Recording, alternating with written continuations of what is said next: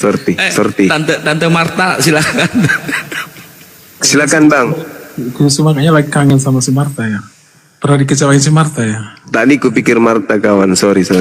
Kenapa kali itu jelas-jelas sama saya itu situ? Karena biasanya jelas-jelas manusia banyak orang menganggapnya Tuhan Bang. Jadi kalau nama salah saja sedikit itu aneh menurut Anda, bagaimana saya yang melihat Anda menuhankan anak bayi gitu kan ya? Tidak pernah ada orang manusia yang menangkan Tuhan. Betapa menggelikannya itu ya. Jangan balik-balik gitu. Itu Tuhan dari betapa manusia. menggelikannya itu kan. Yesus itu betapa menggelikannya kan ya. Yesus Tuhan bagi Kristen.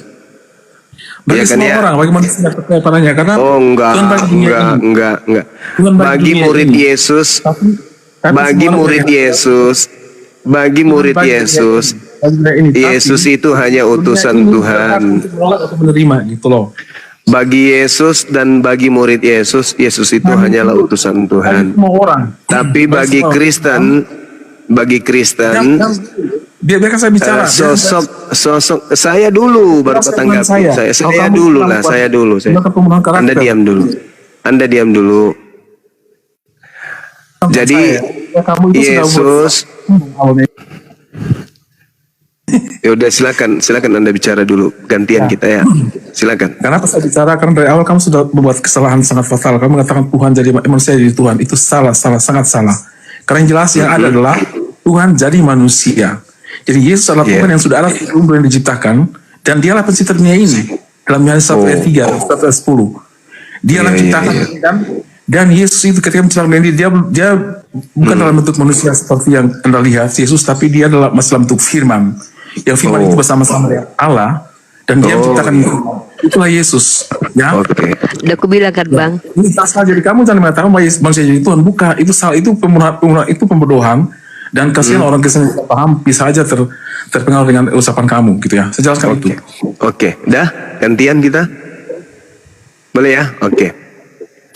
Di dalam kitabnya orang Yahudi, Yeremia 43 nomor 10, tidak ada Tuhan yang dibentuk setelah aku. Jadi yang membentuk diri menjadi manusia di dalam Filipi 2 nomor 6 nomor 7 ini siapa? Coba jawab dulu. Jawab dulu Bang. Tidak ada. Yesaya 43 nomor 10, tidak ada Tuhan yang dibentuk setelahku. Itu betul enggak? Ya memang tidak ada. Nah, yang membentuk diri menjadi daging Yesus ini siapa? Dia itu firman.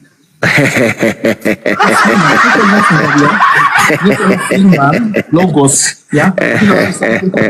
Saya ulang. Kamu itu dia adalah saya ulang.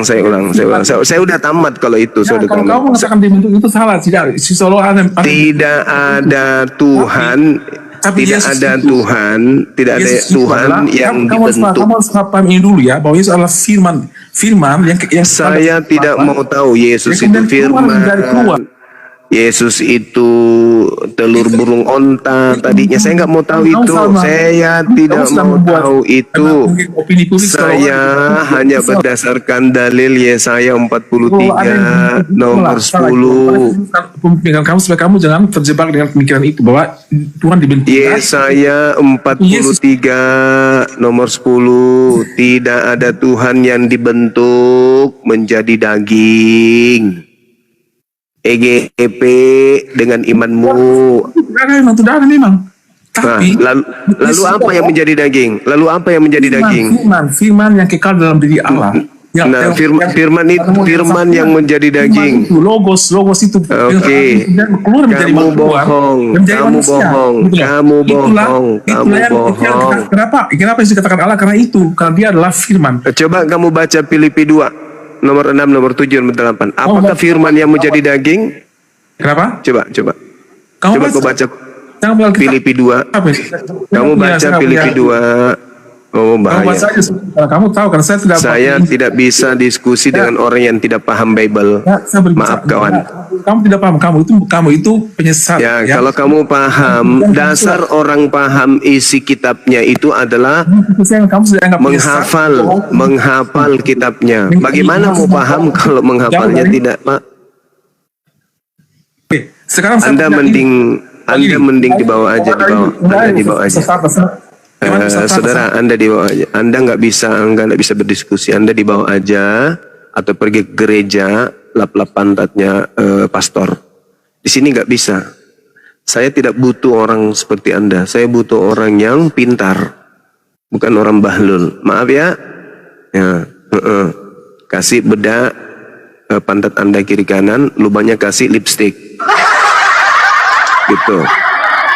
Temani pantat Anda bicara.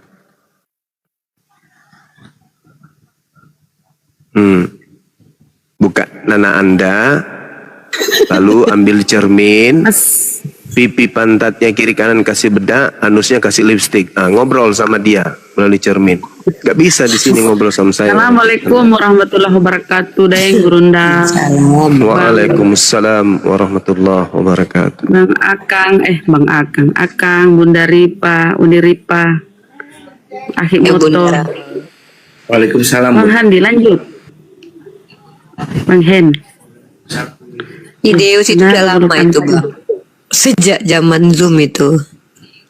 Orang stres, mau dilayani orang stres gitu. mending dia masuk kamar, ambil cermin, buka celananya, pipi pantatnya kasih bedak, lubang anusnya kasih lipstick. Nah, suruh ngobrol sama pantatnya.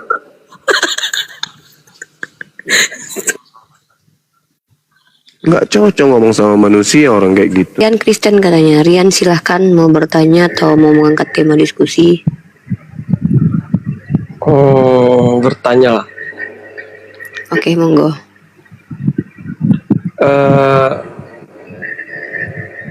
Sesuatu untuk menuhankan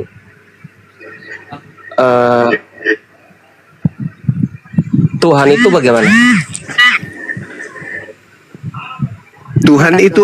Tuhan itu kan pencipta langit dan bumi, Bang ya. Menurut saudara, apakah Tuhan itu ada? Iya, saya tahu itu, saya udah tahu. Hai, Tuhan. Saya udah tahu itu, saya udah tahu. Kenapa ini? Dengarin dulu. Kalimat saya itu dengarin dulu, Bang Juma. Itu saya udah tahu. Menuhankan sesuatu untuk mengikuti dan dituhankan, gitu loh. Kalimat saya Tuhan, ngerti kan? Pencipta langit dan bumi itu menyatakan sesuatu. Pencipta langit dan bumi itu lanjut. Pencipta langit dan bumi. Saya bukan tanya pencipta langit dan bumi loh. Tuhan sesuatu. Kan Anda bahas. Tuhan kami Sesuatu. itu hakikat laisa kamislihi syai'. Itu sembahan kami, Bang. Cuman kalau orang pencipta langit dan bumi itu dianggap Tuhan begitu. Pencipta langit dan bumi itu nggak dianggap Tuhan, itulah Itu Tuhan yang Tuhan. Itulah Tuhan yang sesungguhnya. Rian dengar dulu Rian. Pencipta langit dan bumi. Kamu diam dulu biar Bang Juma. Itulah Tuhan yang sesungguhnya. Apa yang berada di antara langit dan bumi itu ciptaan. Seperti Yesus itu ciptaan. Karena dia berada di dalam zona ciptaan. Gitu, Abang. Jadi yang disebut pencipta langit dan bumi itulah yang orang Indonesia sebut Tuhan. Kalau kami menyebutnya Khalik, pencipta makhluk. Gitu, Bang. Berbeda dengan sembahan Abang. Sembahan Abang itu makhluk. Roh dia. Yang Anda sembah itu kan roh halus. Gini loh. Biar akal itu sehat dulu, biar jangan kemana-mana menghujat sana sini. Nanti dikembalikan kepada kamu nggak bisa masuk akal ngomongnya gitu loh. Ada bedak sama lipstick nggak di situ, Bang? nggak bisa masuk akal gitu loh. Bang, Nanti ada bedak sama lipstick dengerin nggak di situ? dulu di situ ngomong saya dengar. Ada lipstick sama Kalau- bedak nggak di situ, Bang? Cuma ini kayak nggak waras ya. Kalau saya nggak waras, saya Cuma, pasti kayak ini Anda manus- juga. Anda mau bahas apa sih? Anda mau bahas apa? Ngomong apa Anda ini? Ya udah EQ-nya nggak nyampe, ya udahlah. Eh, Nggak nyampe. Iya, nggak Menur- nyampe. Karena di situ menurut- saya bahas di situ ngomong apa sih kamu? Nah itu makanya di situ nggak ngerti. Iya. Kayak begitu loh. Ini kan kita lagi membahas Iya kan? Tuhan kan? Kita lagi membahas Tuhan kan? Sesuatu kalau saya tanya Tuhan kamu. Tadi Tuhanmu itu Sesuatu pencipta itu- langit dan bumi. Sesuatu Pencipta itu langit dan ciptaan. bumi kan? Ya, Pencipta langit dan bumi. Kalau misalkan orang menciptakan helikopter itu udah menuhankan dia, begitu? bukan Bang. Ini justru EQ Anda yang Ya, rendah. kan pencipta. Orang kan kalau- pencipta langit. Kan pencipta, ya kan? Pencipta. Udah paham kan? Pencipta. Tadi bilang Ya. Tuhan itu dulu Kalau- pencipta kita kayak pencipta ya. Pencipta nih. Bang, Kalau ada Tuhan bedak sama menciptakan lipstick langit dan nggak di situ? bumi, nah, dengerin dulu dengerin dulu. Ada Kalau ada Tuhan ada bedak sama lipstick nggak di situ, Bang? Dengerin yang ada dia dulu, punya karun bahasa astaga, dia. ya Tuhan. Kita Oh, diskusi itu dua arah aja mana-mana. apa, Bang? Abang, kita diskusi dua arah Iya boleh kan, nggak? satu Tuhan kan, kami satu Tuhan. Nama Tuhan Anda siapa? Itu Nama Tuhan Anda yang Nama Tuhan Anda yang satu itu siapa, Bang? Yesus. Kalau Oh. orang Islam bilang manusia kan, benar apa enggak? Tunggu dulu. Benar. Santai aja dulu. Benar Tuhan apa Anda enggak? satu. Jawab dulu. Benar apa enggak? Kalau yang Kalau yang Anda sembahyang Enggak, datang, kalau enggak benar berarti setan itu. Benar. iya betul. Memang yang Benar, Anda jawab sembah dulu. benar. Yang Iya Anda kan di sini. sembah Iya, ya udah jawab itu benar. Oke. Kalau ketuhananmu itu pencipta langit dan bumi, ya kan? Iya, Tuhan itu, Tuhan satu itu, hanya satu itu. Iya. Satu itu, nggak ada yang lain kan? iya, Ya. Kalimatnya itu hanya diturunkan, yaitu Al-Quran diturunkan Muhammad. iya. Iya. Hmm. Kita Terus? merujuk ke ketuhanan. Ketuhanan. Iya. Kamu nuruti itu siapa? Nuruti yang sang khalik langit dan bumi atau Muhammad? Pencipta langit dan bumi yang mengutus nabinya bernama Nabi Muhammad untuk membimbing seluruh manusia kepada jalan kebenaran. Itu kamu menuruti yang mana? Menuruti siapa? Menuruti Nabi Muhammad untuk taat kepada Allah. Berarti kamu turutinya pertamanya Muhammad kan? Bukan Allah Ya, kan? Nabi Muhammad yang kami turuti. Nah itu menuhankan Nabi Muhammad itu namanya. Kan nomor satunya Muhammad kalau berarti begitu. Kami Turuti.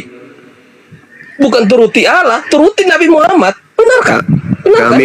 kami menuruti Nabi Muhammad Berarti untuk menuhankan Woi, bisa nggak untuk Abang perempuan di bicara? tempat berarti abang menuhankan itu Nabi Muhammad. Bang itu ada bedak sama lipstick gak bang? Udah cari lipstick nih.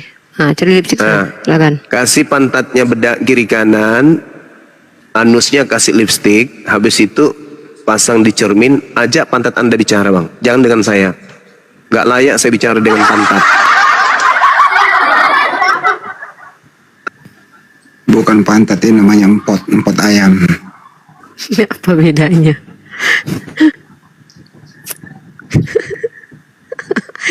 CKTP mau naik ini, naikin nggak?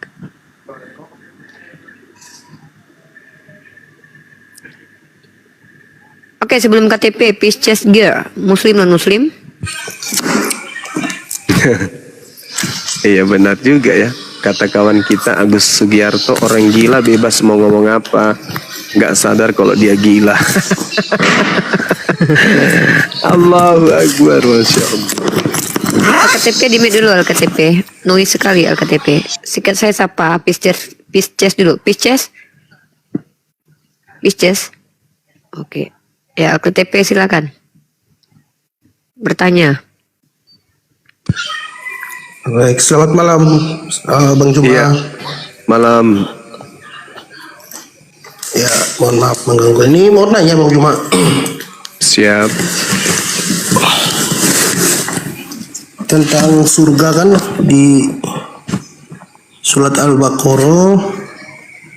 Iya. Yang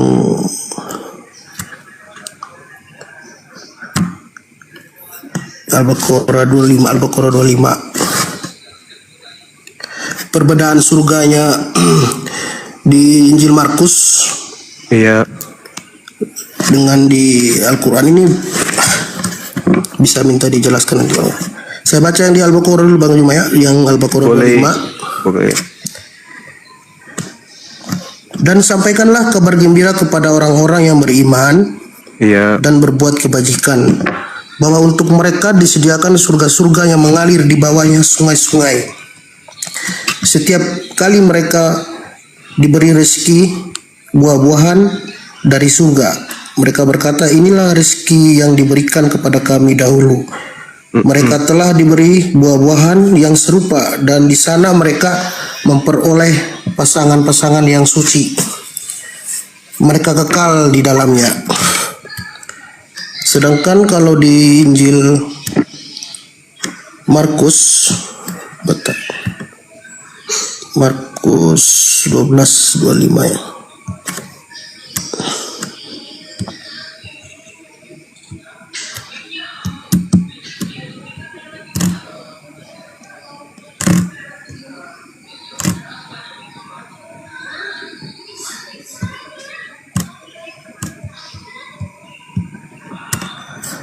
Markus 12:25, orang-orang Saduki bertanya kepada Yesus tentang surga. Kemudian Yesus menjawab, sebab apabila orang bangkit dari antara orang mati, orang tidak kawin dan tidak dikawinkan, melainkan hidup seperti malaikat di surga. Dan juga tentang bangkitnya orang-orang mati, tidaklah kamu baca dalam kitab Musa, dalam cerita tentang semak duri, bagaimana bunyi firman Allah kepadanya, akulah Allah Abraham, Allah Ishak dan Allah Yakub. Ya, ini tentang perbedaan surganya, Bang Juma. Terima kasih. Iya, baik. Jadi di dalam Markus 12 nomor 25 yang Anda maksud tadi itu, memang betul tidak ada orang kawin-mawin pada saat kebangkitan, Bang. Anda harus membedakan kebangkitan dan di surga atau di jannah. Jadi ketika dikatakan di dalam Markus itu anestemi itu bangkit, baru keluar dari kubur, langsung mau kawin, itu kayak ayam. Saya jadi ingat ayam kakek saya, baru bangun turun dari kandang kejar betina. Jadi manusia itu manusia yang kemudian tertuntun, punya pola, karena manusia itu bukan hewan. Masa bangkit dari kematian langsung kawin? Enggak, Bang. Coba baca kemudian Wahyu 21 nomor 9. Baca Matius 9:15, Markus 2:20, Lukas 5 nomor 35. Wahyu 10 nomor 7. Ada mempelai wanita, mempelai pria di surganya Anda itu. Tapi orang Kristen ini memang cenderung lebih berpikir bagaimana menjatuhkan Islam tanpa dia lupa bahwa serangan-serangan terhadap Islam itu justru akan menghantam kepala mereka dari kiri kanan dari Bible. Markus 12 nomor 25, sebab apabila orang bangkit dari antara orang mati, kayak mana ceritanya orang bangkit baru keluar dari kubur tiba-tiba mau kawin? Enggak ada itu, Bang. Coba Anda baca di dalam Yohanes 5 pengakuan Yesusnya langsung. Kalau kita lihat di dalam kitab Saudara, bahwasanya orang dari kubur itu dibangkitkan. Mereka yang berbuat baik akan dibangkitkan untuk mendapatkan surga. Mereka yang berbuat dosa akan dibangkitkan kemudian untuk dihukum berdasarkan perbuatan ketika di dunia. Ini orang baru dibangkitkan dari kubur. Jadi kita di alam kubur, kalau dalam bahasa Ibraninya Sheol, kalau dalam bahasa Yunaninya Hades, kalau dalam bahasa Quran itu barzakh. Jadi alam maut, tempat berkumpulnya manusia-manusia yang sudah pindah dari bumi menuju ke surga atau menuju ke neraka. Mereka singgah di alam persinggahan namanya Sheol atau Hades atau barzakh.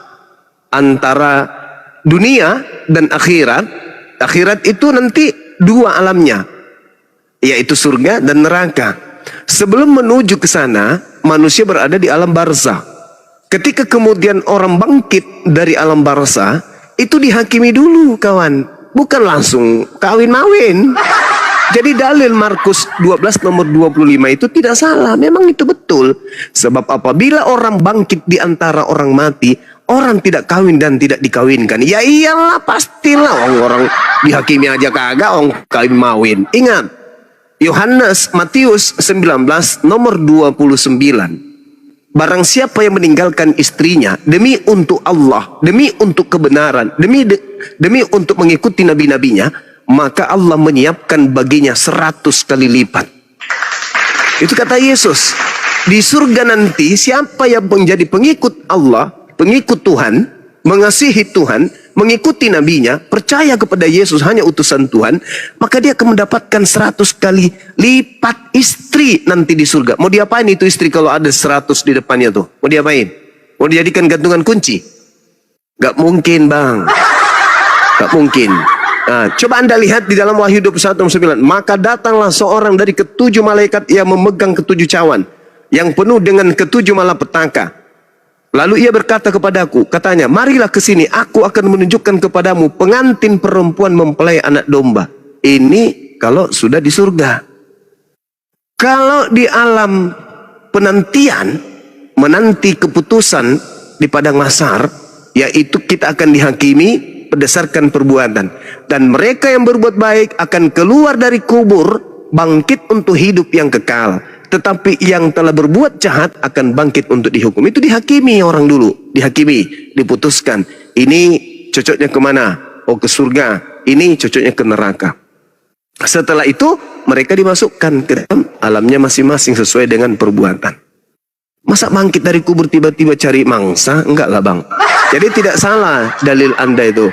Nah, sedangkan kalau di surganya umat Islam, wabashiril ladina amanu wa amilus salihat anna lahum jannatin tajri min tahtihal anhar kullama ruziku minha min thamarati rizqa qalu hadzal ladzi ruziqana min qablu wa utubihi mutasyabiha wa lahum fiha azwajum mutahharatu wa hum fiha khalid. Sampaikan kabar gembira kepada orang-orang beriman dan berbuat kebajikan bahwa untuk mereka disediakan surga. Setiap kali mereka diberi rezeki buah-buahan dari surga, mereka berkata, inilah rezeki yang diberikan kepada kami dahulu. Mereka telah diberi buah-buah yang serupa, dan di sana mereka memperoleh pasangan-pasangan yang suci. Mereka kekal di dalamnya. Ada satu hal yang perlu anda perhatikan di sini.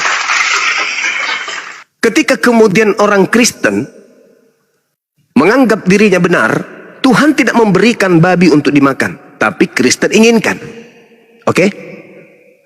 Tuhan kemudian mengharamkan makanan-makanan agar supaya orang tidak memakannya, tapi Kristen menginginkan. Kristen mengambil itu. Kristen membutuhkan, tapi giliran kemudian Tuhan memberikan makanan justru ditolak.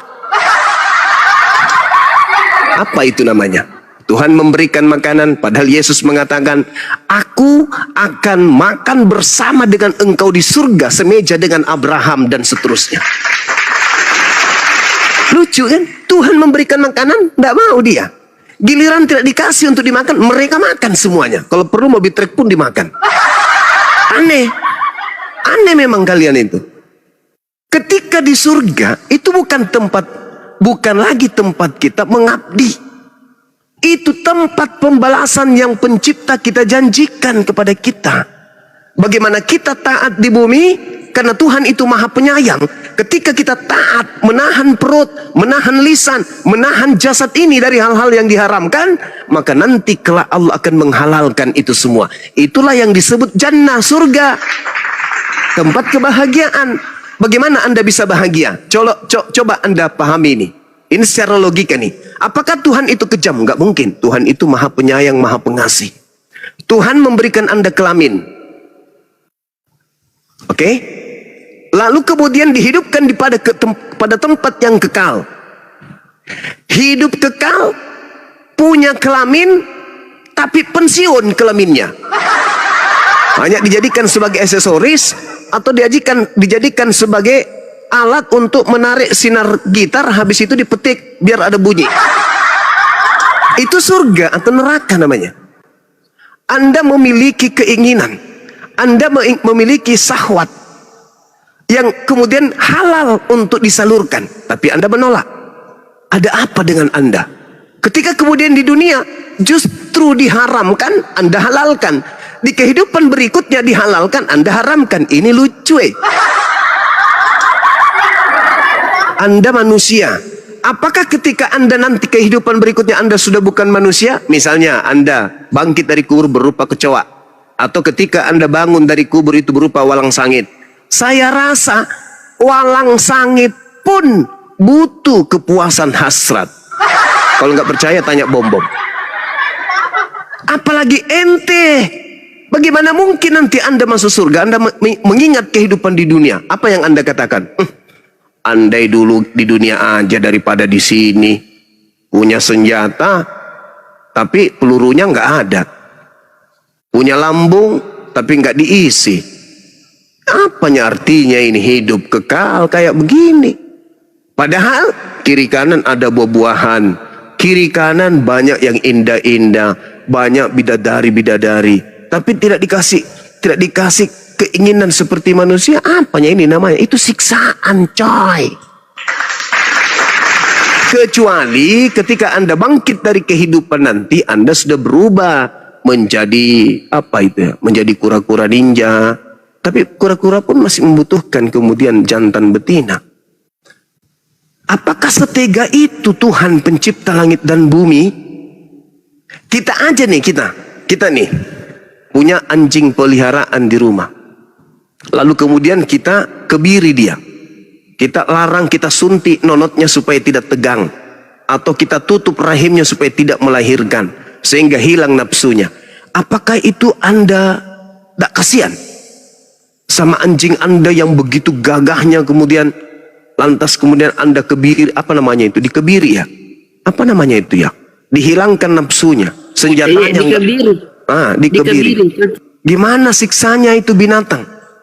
Coba, Anda manusia yang begitu sempurna, apalagi yang bangkit tubuh kemuliaan, artinya tubuh kesempurnaan yang begitu ganteng, beribu kali ganteng lagi, begitu 1000 lebih kali lipat lagi kejantanan Anda di sana, ketampanan Anda di sana. Tapi yang ucoknya loyo, letoy, nggak bisa ngapa-ngapain. Hanya seperti kain batik, kain horden ditiup angin. Alamak. Itu mah bukan surga, coy. Itu penderitaan, itu siksaan. Kain horden. Iyalah. Senjata cuman kain horden, dipakai kipas-kipas. Gimana ceritanya? Aduh, mama kodong. Jadi pahami Markus 12 itu kawan. 25 pahami bahwa itu bukan surga, itu hari kebangkitan dari kubur. Janganlah mau seperti ayam jantan, belum cuci muka, belum sikat gigi, cari betina kejar sana sini. Baru juga keluar dari kubur, cari betinanya, kejar betina. Enggak lah kayak gitu. Kita ini bukan binatang. Jadi kita dibangkitkan menurut Al-Quran dan menurut Yesus dibangkitkan, lalu kemudian dihakimi. Setelah dihakimi, baru diputuskan ini penghuni neraka, ini penghuni surga. Gitu. Nanti di surga kita diberikan segala macam kenikmatan. Di situ tidak ada lagi kesengsaraan. Yang ada hanya kebahagiaan dan kenikmatan saja. Tapi Ingat bang, orang beriman itu tidak mungkin kemudian pola hidupnya itu seperti binatang. Kalau di dunia saja mereka tidak berzina, di dunia saja mereka menjaga kelamin mereka, di dunia saja mereka menjaga pola hidup mereka, bagaimana nanti di surga, di mana dia bisa melihat langsung Tuhannya? Tidaklah mungkin orang beriman itu seperti binatang, seperti hewan. Tidaklah mungkin orang beriman itu seperti di film-film biru yang Anda sering nonton. Tidak mungkin. Orang beriman ketika masuk ke jannah, jalannya pun itu penuh zikir, duduknya penuh zikir. Jadi tidak seperti pola yang kita bayangkan, seperti ada penceramah yang Ustadz dadakan yang mengatakan di surga itu ada pesta seks. Itu kalau ketemu saya itu kusiletin mulutnya itu. Nggak ada yang kayak gitu. Dipikirnya surga itu tempat surga itu tempat suci. Kenapa kemudian kita dihalalkan? Ya karena suci tempat itu, nggak ada haram di situ. Tempat suci, nggak ada kecemburuan. Yang ada hanya kasih sayang, kebahagiaan, kenikmatan dan seterusnya. Itu baru surga. Jadi ya cobalah renungkan. Mana ada orang bangkit dari kubur langsung kawin? Itu Yesus sudah memberikan contoh perumpamaan kepada orang pada saat itu ketika ditanya kawan. Jadi sangat disayangkan kalau misalnya Anda menganggap itu surga. Itu bukan surga itu. Hanya dicontohkan, tidak ada kawin-mawin seperti malaikat di surga. Karena di surga memang malaikat tidak kawin-mawin. Nah begitu juga manusia ketika hari kebangkitan. Tidak ada kawin-mawin.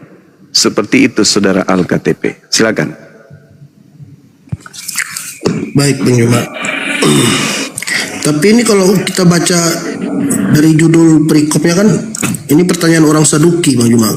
Iya, betul. Tentang apabila saudaranya meninggalkan istrinya, kemudian saudaranya menikahin istrinya dan seterusnya sampai ke 7 keturunan.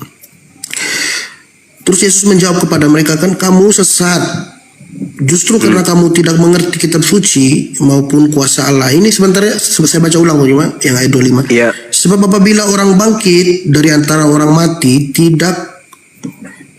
orang tidak kawin dan tidak dikawinkan, melainkan hidup seperti malaikat di surga. Berarti ditekankan di sini kan tidak dikawinkan, melainkan hidup seperti malaikat di surga.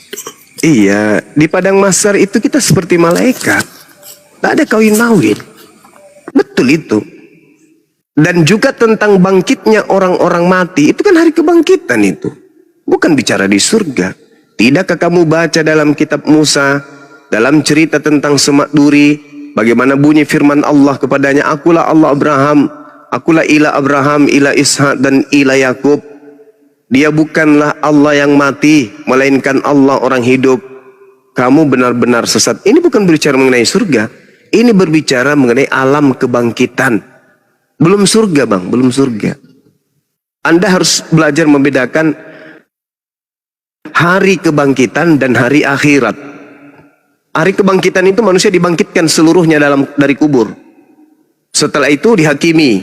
Setelah dihakimi lalu ditentukan.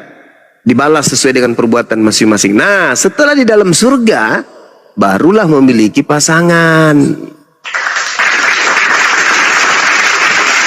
Jadi Anda salah kaprah kalau Anda menganggap Markus 12 itu surga. Itu bukan surga. Hanya pembandingnya seperti malaikat di surga. Tetapi manusia pada saat itu masih di masa kebangkitan dari alam kematian, dari alam barzah. Begitu saudara. Coba banyak kali data-data, banyak sekali data-data yang gimana? Iya, tadi Wahyu 21 berapa Bang Juma? 21 nomor 9. Wahyu 10 kan nomor 7. Yerusalem baru ya, Yerusalem yang baru. Ya, Yerusalem baru lah, itulah surga. Berbicara mengenai surga itu. Yerusalem baru. Kehidupan setelah kematian.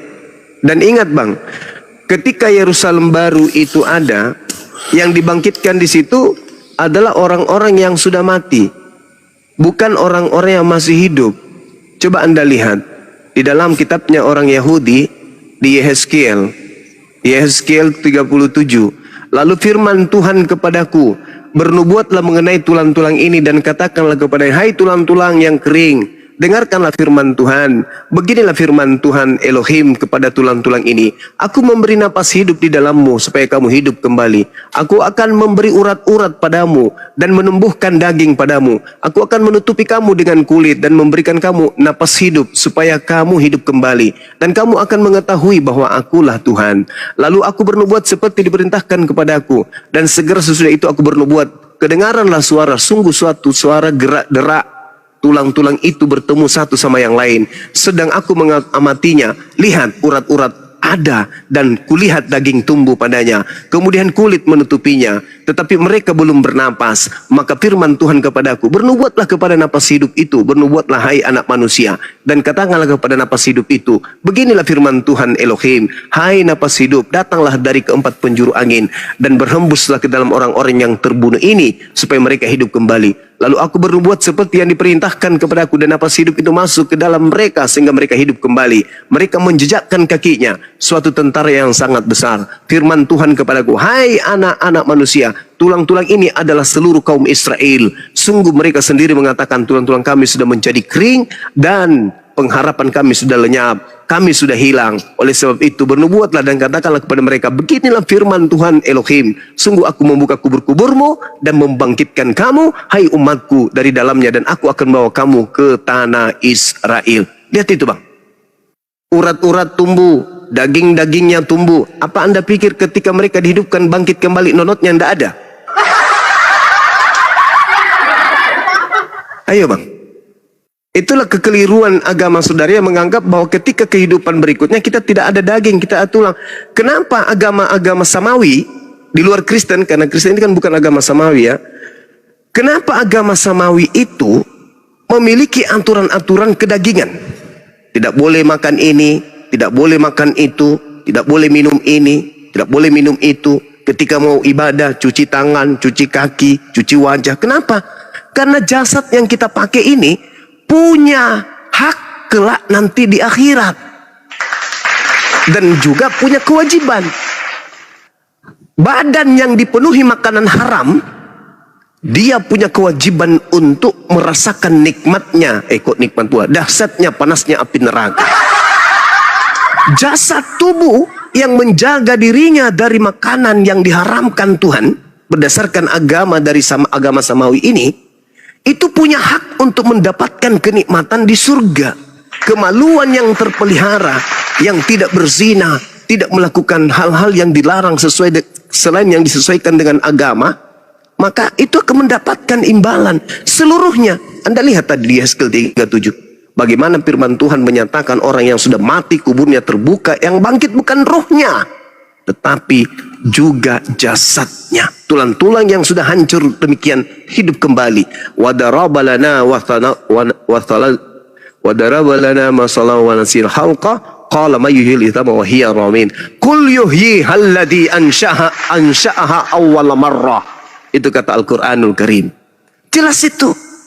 Apa anda pikir ketika orang dibangkitkan tak ada kelaminnya lagi? Enggak. Kita tetap punya kelamin. Anda tidak percaya kepada Quran boleh, tapi apakah Anda tidak percaya kepada kitab yang Anda ambil secara serampangan tanpa izin dari pemiliknya Yahudi? Yeskel 37, apa artinya kitab itu Anda tenteng kalau Anda tidak membacanya, tidak mengkajinya, tidak mempelajarinya, dan tidak mempraktekkan dalam iman saudara bahwa ternyata jasad ini akan dibangkitkan. Oleh karena itu jangan kau makan yang diharamkan, jangan kau ikuti ajaran setan yang menghalalkan segala makanan yang diharamkan. Jangan. Kata Yesus di dalam Matius 23 nomor 2 nomor 3. Jangan kau ikuti orang Farisi dan ahli Taurat. Mereka berkata dengan mulutnya tentang Taurat, tapi mereka tidak mempraktekkannya. Barang siapa yang meniadakan haramnya babi, Matius 5 nomor 19, dan mengajarkan kemudian kepada keturunannya, kepada orang lain, maka dia akan menempati tempat yang terhina, yaitu neraka. Makanya Yesus menekankan itu. Lukas 16 nomor 17, sebelum langit dan bumi lenyap, setitik pun pengharaman babi itu tidak boleh dihilangkan. Kata siapa? Bukan kata Bang Suma. Itu kata Yesus. Yesus yang mengatakan itu. Lukas 16:17, sebelum langit dan bumi lenyap, babi tidak boleh halal. Tidak boleh halal. Kata siapa? Kata Yesus. Tapi setan datang. Setannya datang melalui nabinya yang palsu itu. Mengajarkan kemudian halalkan semua, tak ada yang haram. Pokoknya halal. Bahkan makan manusia pun boleh. Tak ada yang haram bagiku. Semuanya boleh bagiku. Ajaran apa itu? Itu sama seperti kera. Kera masih bagus, kera tidak makan es krim. Masih ada makanan yang diharamkan, yang tidak bisa dikonsumsi. Tapi ada setan mengajarkan makan, pokoknya makan semua kalau perlu. Meja juga dimakan karena berkaki. Nah, ini saudara. Jadi kalau Anda mengatakan bahwa di surga itu tak ada kawin mawin, aduh Anda keliru. Yehezkiel 37 orang dibangkitkan lengkap dengan jasad. Apa Anda berpikir nanti istri Anda ketika bangkit sudah tak ada lagi lubangnya? Hah? Bahaya itu. Ketika Anda kemudian nanti dibangkitkan kubur tak ada lagi senjatanya, bahaya itu. Itu namanya Anda berpikir negatif tentang pencipta yang maha penyayang, maha pengasih terhadap ciptaannya. Itu saudara. Jadi umat Islam dalam hal ini meyakini sepenuh hati bahwa kehidupan di dunia itu sempurna, tapi di kehidupan akhirat surga jauh lebih sempurna. Itu yang ingin saya sampaikan kepada saudara. Demikian. Baik. Terima kasih Bang Juma. Saya mau bantah yang Bang Juma bilang tadi tentang tentang haram itu Bang Juma. Karena Silakan, Bang. Di Matius 15 ayat 1 sampai dengan berapa tuh? 12 ayat 11 ya. Matius 15 ayat 11 kan orang-orang Farisi mengatakan kepada Yesus, "Kenapa murid-muridmu tidak mencuci tangan sebelum makan?" Ya. Itu kan haram bagi orang adat istiadat orang Yahudi. Kemudian Yesus mengatakan, "Iya, dengarkan dan camkanlah, bukan yang masuk ke dalam mulut dan bukan yang masuk ke dalam mulut. Dengarkan dan camkanlah, bukan yang masuk ke dalam mulut yang menajiskan orang, melainkan yang keluar dari mulut. Itulah yang menajiskan orang." Maksudnya Yesus kan jika hati kita itu penuh dengan kebencian, iri hati, dengki, dan sesuatu yang keluar dari mulut, dari hati kita yang tidak baik, itulah yang najis. Bukanlah yang kita makan, itu maksudnya Bang Juma. Jadi bagi saya mungkin dengan ayat ini Yesus tidak menghalalkan semuanya makanan gitu, termasuk babi tadi. Ya, silakan Bang Juma. Oke. Jadi sekali lagi saya katakan ya, ini udah berulang saya ulas teman ya. Cobalah sikit-sikit kita itu membangun kerangka berpikir di dalam beragama. Karena gini, kalau kita melihat Matius 15 ini, yang hadir di situ adalah orang-orang Yahudi, di mana menu makanannya sama sekali tidak ada babi, tidak ada anjing di situ, tidak ada kera, tidak ada gorila, tidak ada biawak, padahal di meja makan mereka.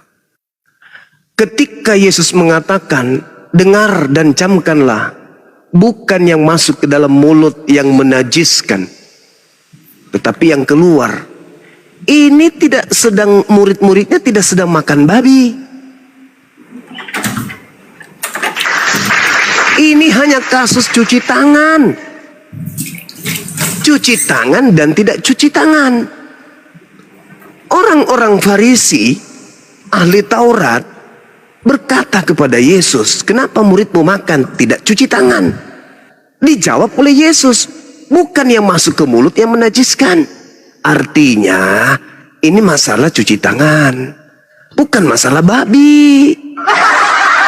Andai saja ahli Taurat dan orang Yerusalem, ahli Taurat yang ada di Yerusalem pada saat itu bertanya, "Yesus, kenapa muridmu makan babi?" Barulah boleh Anda mengatakan Yesus sudah menghalalkan babi. Ini cuci tangan, Cak Ayu, bukan makan babi murid-muridnya di situ. Ini cuci tangan, karena orang Yahudi tidak mungkin menghalalkan apa yang diharamkan. Tidak mungkin. Kalian yang pemakan babi yang mentafsirkan bahwa sudah menghalalkan semuanya. Salah ente. Karena ente bukan pengikutnya. Ini yang mengajarkan Anda menghalalkan itu adalah Yesus Kristus juga. Tetapi Yesus Kristus yang lain. Yaitu yang datang kepada Paulus. Yang membisikkan Paulus Kolose 2. Paulus, ya paman, aku Yesus Kristus. Sampaikan kepada pengikutmu, janganlah mau dibiarkan dihukum mengenai makanan dan minuman, atau mengenai hari raya, bulan baru, ataupun sabat. Semuanya sudah halal. Itu Yesus Kristus yang diduga palsu. Kalau Yesus Kristus yang datang ke tengah-tengah Bani Israel, itu mak tak menghalalkan babi. Yang tadi itu cuman terkait cuci tangan dan tidak cuci tangan. Jangan kau larikan ke babi, sebab di situ tidak ada menu babi. Begitu saudara, silakan. Dan ingat ya, ingat. Baik. Sabar. Yehezkiel 66, nomor 15, nomor 16, nomor 17, pencipta langit dan bumi akan datang dan membakar semua pemakan babi tanpa terkecuali. Itu bang. Silakan. Oke, baik. Saya mau bertanya, Bang. Nah, silakan. Iya. Iya, saya 66 ya. Saya mau bertanya, Bang Juma. Silakan. Kalau di agama Islam, di Muslim, apa boleh menceraikan istri, atau misalnya istri menggugat cerai suami, itu boleh gak? Hal yang paling dibenci oleh Allah dan Rasulnya, tapi halal, yaitu cerai. Halal. Kenapa? Iya, halal. Tidak haram menceraikan istri. Tidak haram. Dan di dalam kitabmu juga ada kok tentang cerai itu. Nah, kalau di sini saya baca di Markus 10 ayat 11, Yesus berkata, barang siapa menceraikan istrinya lalu kawin dengan perempuan lain, ia hidup dalam perzinahan terhadap istrinya itu. Dan jika si istri menceraikan suaminya dan kawin dengan laki-laki lain, ia berbuat zina. Ya. Berarti diharamkan cerainya. Saudara, Matius 5 nomor 31. Barang siapa yang menceraikan istrinya, hendaklah dia memberi surat cerai kepadanya. Jadi jangan kamu salah artikan. Matius berapa Bang Juma? Mohon maaf. Matius 5. Iya, Matius 5 nomor 31. Silakan Anda buka di situ. Siapa yang menceraikan istrinya harus memberi surat cerai kepadanya. Jadi jangan Anda mensalah artikan Bible Anda sendiri. Sekarang begini. Ketika ada seorang istri berzina, main dengan laki-laki lain, dan itu diulang setelah Anda nasihatin, setelah Anda memberikan maaf, tetapi dia tetap mengulang. Lalu dari hasil dia berzina, dia mendatangkan anak. Di saat kamu menjadikan dia, statusmu masih istri, dia hamil dari laki-laki lain, dia punya anak. Bagaimana hasratmu ketika dia hamil? Apakah Anda ingin menahan selama 9 tahun, 9 bulan? Itu mustahil. Maka apa solusinya? Ceraikan. Ceraikan. Ada seorang istri yang ketika Anda pergi kerja, cari nafkah, di rumah ada orang tua Anda, ibu yang melahirkan Anda, memberi makan kepadanya dengan wajah yang muram, memberikan uang dengan muka yang tidak enak. Bahkan orang tua yang renta sering dipijak kakinya, ditamparnya, dikasih makanan basi. Dan Anda tahu itu, apa solusinya di dalam agama Anda? Hah? Masih tetap memberi nafkah wanita seperti ini? Oh tidak kawan, ceraikan. Kenapa? Karena itu hanya mendatangkan kemudaratan, kemudaratan bahaya yang sangat besar daripada itu. Tuh ada solusi, kita ceraikan secara sah. Matius 5 nomor 31 telah difirmankan juga. Ini firman Tuhan loh. Menurut tradisi Kristen, ini firman Tuhan. Siapa yang menceraikan istrinya harus memberi surat cerai kepadanya. Islam coy. Jadi jangan muluk-muluk kawan. Jangan muluk-muluk. Di dalam agama Anda, tokoh agama Anda, nggak boleh cerai. Tapi mengkawinkan yang sesama boleh. Bahkan mengkawinkan dengan binatang boleh. Agama apa kayak gitu kawan? Ketika kamu didoktrin, di Kristen tak boleh cerai. Dalil dalam kitab saudara apa itu? Bahkan Yesus mengatakan apa? Di dalam kitab saudara, barang siapa yang ingin menjadi pengikutku tapi tidak membenci istrinya, dia tidak boleh menjadi pengikutku. Di dalam Lukas pun dikatakan seperti itu. Barang siapa yang meninggalkan istrinya karena Allah, maka dia akan mendapatkan berlipat kali ganda saat ini juga. Artinya Yesus menerangkan boleh cerai pada kondisi-kondisi yang sudah tak bisa dipertahankan. Makanya di konsep Islam, hal yang halal tapi dibenci oleh Allah, dibenci oleh Rasulullah adalah cerai. Tapi kalau tidak bisa ada solusi lain, maka cerai. Kalau bisa mendatangkan kebaikan untuk kedua belah pihak, ceraikan mereka.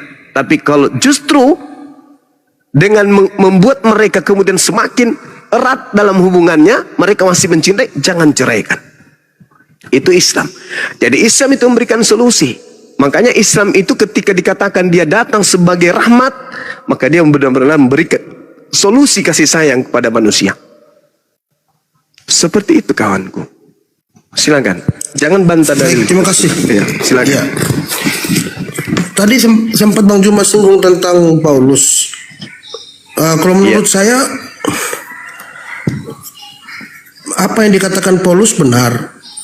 Seperti yang tertulis di Galatia 1 ayat 12. Karena aku bukan dia menerima Injil bukan dari manusia kan. Tapi itu sinkron Bang Juma dengan di Kisah Para Rasul 9, di mana waktu perjalanan ketika ia sudah dekat kota itu, tiba-tiba cahaya memancar dari langit mengelilingi dia. Kan dia bilang bukan dia menerima Injil bukan dari manusia. Benar, berarti dia menerima dari cahaya dari langit. Oke. Sebuah cahaya yang memancar dari langit dan mengelilingi dia. Ia rebah ke tanah dan mendengarkanlah. Terdengarlah suara olehnya, suatu suara yang berkata kepadanya, Saulus, Saulus, mengapa kau menganiaya aku? Jawab Saulus kepadanya, siapakah engkau Tuhan? Katanya, akulah Yesus yang kau aniaya itu. Tetapi bangunlah dan pergilah ke dalam kota, di sana akan dikatakan kepadamu apa yang harus kau perbuat. Itu kan Injil Yesus. Karena bagi kami Yesus Kristus adalah Injil. Baik. Tuh Bang Yuma. Saudara, tadi Anda membawa Galatia 1 nomor 12. Aku menerima Injil bukan dari manusia tapi dari Yesus Kristus. Berarti yang datang kepada Paulus itu Yesus Kristus yang bukan manusia. Betul? Ya betul, seperti ini yang seperti di Kisah Para Rasul 9 kan dia cahaya, suara yang keluar dari cahaya itu. Oke, baik. 2 Yohanes 1 nomor 7. Siapakah penyesat itu? Bukankah dia yang pergi ke seluruh dunia yang tidak mengaku Yesus Kristus datang sebagai manusia? Penyesat adalah yang tidak mengaku Yesus Kristus datang sebagai manusia. Itulah antikristus. Makanya Kristen ini anti Yesus. Anti Yesus dalam hal yang diutus kepada Bani Israel. Kalian itu memang pengikut Yesus yang datang ke Paulus. Ingat saudara, ingat sekali lagi. Paulus mengaku Yesus itu bukan manusia. Dia datang mengajarkan dia Injil. Dan itu Yesus yang bukan manusia. 2 Yohanes 1 nomor 7. Penyesat antikristus itu adalah dia yang tidak mengaku bahwa Yesus datang sebagai manusia. Siapa orang itu? Paulus. Izinkan saya 1-2 menit ya berbicara setelah ini. Anda dengarkan, Anda nanti koreksi saya. Al-Quran saya mengatakan begini. A'udzubillahi minasyaitonirrajim. Wa innahu la ilmul lisa'ah wala tamtarunna biha wattabi'un hadza siratun mustaqim.